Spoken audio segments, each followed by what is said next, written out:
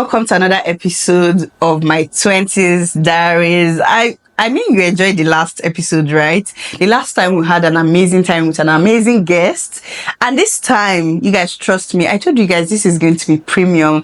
You're going to relate and just, hearing people's experiences. It's not just you. Trust me, you're not the only one going through that thing you're going through. It's a lot of people. And that's why I decided to do this. So today's guest is here and she's ready to share some of her experiences with us. Let's put our hands together. Our guest is here. What's your name? Please introduce yourself to my name is Chiamaka and I work in a financial institution. Come on. Did you hear like the sound of that financial what? Institution.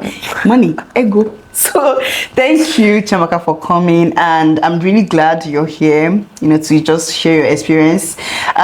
So if life in your 20s came with a warning, what would the label be? Like, what would it be? Caution. That's deep. Like, be careful. You don't know what is ahead, but there's something dangerous there. You don't know. I'm just going with caution. That's it. Okay. That's it. I mean, yeah. So, like in our 20s, we have a lot of expectations. Right from school, when you come out and you just feel like life should go easy, where and just be going like that. Get a nice job, drive your dream car, be in a relationship, and just go on like that with life. How is it going? How is it going? It is well. That sign is deep. That is all I can say. It is well. Because from the school, oh yes, I actually I wanted to be a 9 to 5 girly, like, wearing my feet with my 6 inches heels, elevator. Those come on, you get the picture, yeah. Right? So yes, and after school, in fact, after NYSC, I was humbled to realize that everything they told me in school that they would rush me wasn't true. You didn't rush me. Yes. And yes, and it's not to say that I didn't get some job offers and the rest, but like I knew what I wanted, and at one point I knew what I wanted. Let me just put it like that. And those opportunities, I knew that going through like that wasn't going to give me that, and I was in that season of God, I beg, I can't. I've started now, and yes, I used to see a lot of, and I had good mentors or people that I looked up to that actually spoke to me that, after school, do this, it will be good for you to go through this part. And the part they were saying one thing and what I was going through was another. I'm like, God, I beg, I line your girl at all. I line your girl. I can't be doing anyhow because of any opportunity that comes because I'm desperate. I will just do it and pick. It was a humbling experience. Yeah, a very humbling experience. Yeah, I mean, just like you said, I agree with everything. Because you have a picture in your head how it should be. Then you come out and it's a different ball game, and you're like, okay, this is giving Africa magic. This is serious, So there's a pressure to, balance your ambition and trusting God's time. I want to know, how do you trust God's time? Like that season where you're looking for a job, sometimes it's hard. Anything can come and just be like, I need to get this salary. Like, let me just have something doing. So how do you balance it? Like, and trusting what God has said at that point. Maybe when you pray and God is like, this thing is not for you. This particular opportunity, it is not for you. Most times we do what is not even for us just because we are desperate. Yeah. How do you balance God's, trusting God's timing and also looking out for opportunities and what you want to do? So I would like to start with, at one point, I wasn't really trusting God's timing. I felt abandoned. And it was a thing of, okay, this is what I want to do. Yeah. God, I need you to tell me directly. I don't know how. I just need confirmation. And I wasn't getting that confirmation. So I would say I did do a job that it came my way. It was something like, okay, let me just be doing it for the meantime until I get something. So I would say I settled. Because I wasn't getting any clear sign from God. But yes, there came a time that I needed to get to the next best thing. I couldn't be in that job. I wasn't going to grow. I knew, there's some place that you just go to and on the onset you're just like, It's not just your spirit. Like there's something within you that's saying that you're not going to grow here. You're not going to. There's no capacity that this place will add to you. And I was just like, God, I can't be here. I know the kind of prophecy you said over me, the vision I have for myself. I cannot remain at this level, right? So basically, yes, there came a time that I actually said, okay, God, I have to do this thing with you. I took out time to fast and pray. Yeah. So yes, I was in my waiting. I'll call it my waiting season. Yes. Yeah. I actually left that job. I was in my waiting season. I said, God, you just have to surprise me. You just have to surprise me. And I would say it was good. And those kind of periods are really good because your mind is clear. Yeah, and your flesh is, it has calmed down. Yes. Yeah, like, okay, God is in this, he's my this midst. One is doing it. And he's actually directing you. I need to be clear, right? So I told God this is what I actually wanted to do. Like I said, I thought I knew what I wanted to do. So that's part of the adulting shit after school. Yes. You think you know. Yeah. There are some opportunities that come and you just realign.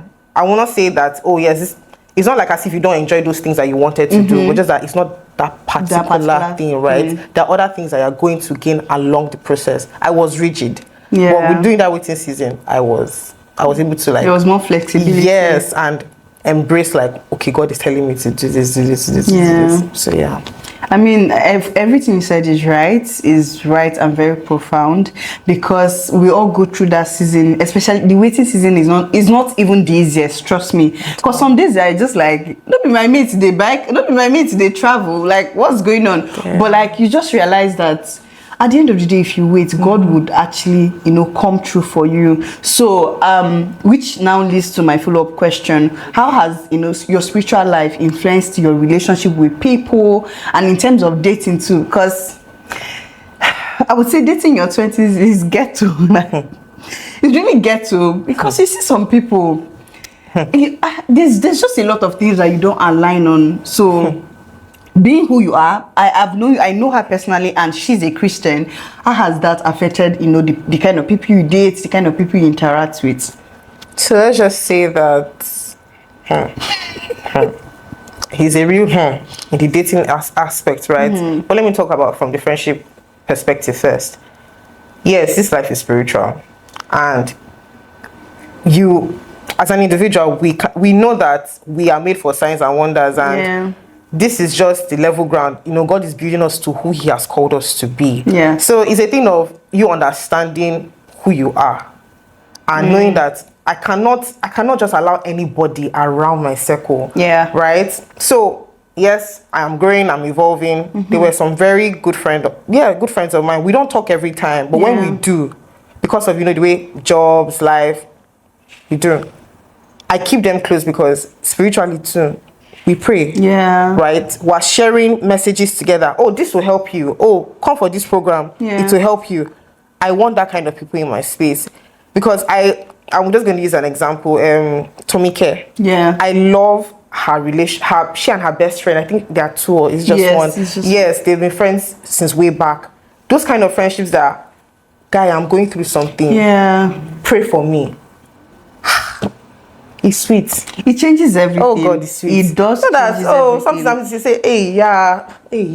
Let's go to the club and forget about it. Yeah, let's drink our problems. Let's vibe. Oh, when the next day, reality, sets things back. Yeah. Nothing changes, right? So it's a thing of, I just want, that war room. I want to have people that can stand in the gap for me. Yeah. And also, likewise to reciprocate it too. I just want that in my circle, and I'm just glad. It's a prayer point. It's still a prayer point. God, give me the spirit of discernment to know that this person I'm about to talk to. And I'm also learning the fact that when I meet people, it might not be forever. It might just be for a season. So I'm someone that, when I get to know people, I can get emotionally involved with them, right? It doesn't have to be romantic. No, we just vibe up well, and we want to stay, but I've reached that extent that, okay, friendships can be for a season, and it's not bad. We're not going to we're not going to live in bad terms or anything, but yeah, we're still okay, but we're not just paddies again. So that means that plays like a major role in your relationship. So you're looking for a partner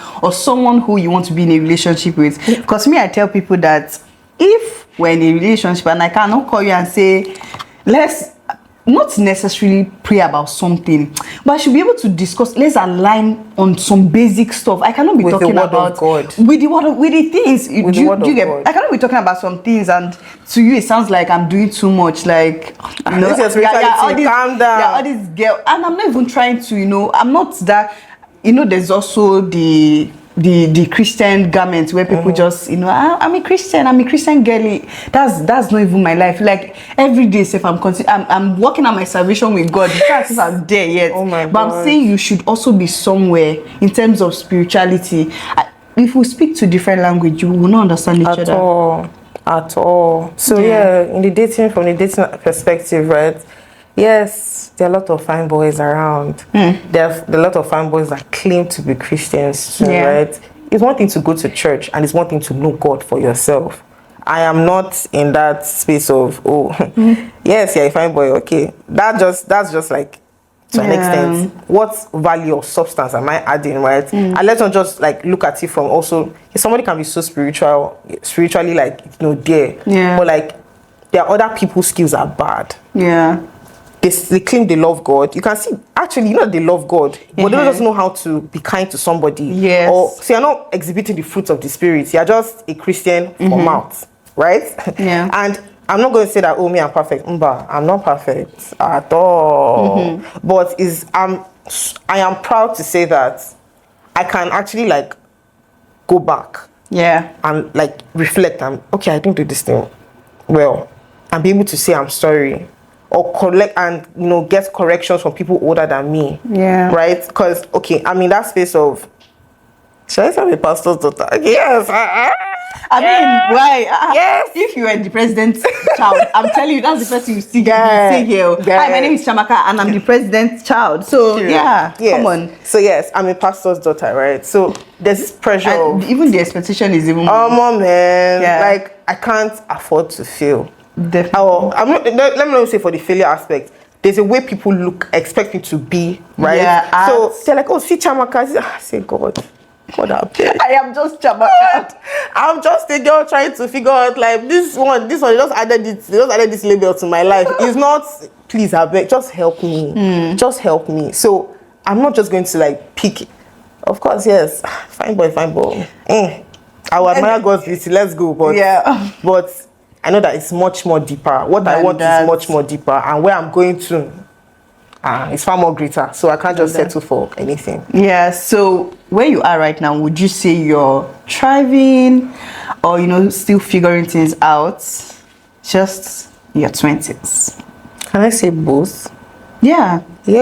Definitely. Because it's both for me. I'm thriving and surviving. You know, there are seasons that I'm thriving. There are seasons I'm surviving. I am surviving. So thank you. Like, you know, just having you here has been such an amazing session. It just shows that you're not alone. Like you're actually not alone. You feel like, and you see people. Maybe you see something on social media or you just see people and you're like, oh my God, this person is so... It's not even like that. Like, if you look at our life deeply, I wear my wig and do my makeup that I don't even know how to. But you just sit and just be like, oh my God, she's doing amazing. I'm doing amazing. But there are some days that I literally just cry. Like, I'm like, God, what am I doing with my life? Thank you. This has been an amazing episode. You guys subscribe and share. Like, so what's your final word for the viewers? There is nothing God cannot do. God cannot do. Does not exist, period. But I'm saying in fact that be specific. Do not just like, my 20s after school, any job that comes. Because, you know, the Nigerian job market can be very depressing. See, there's nothing God cannot do. So write it down. Be specific in what you want him to do for you. Taking notes. Thank you. And on this episode, bye.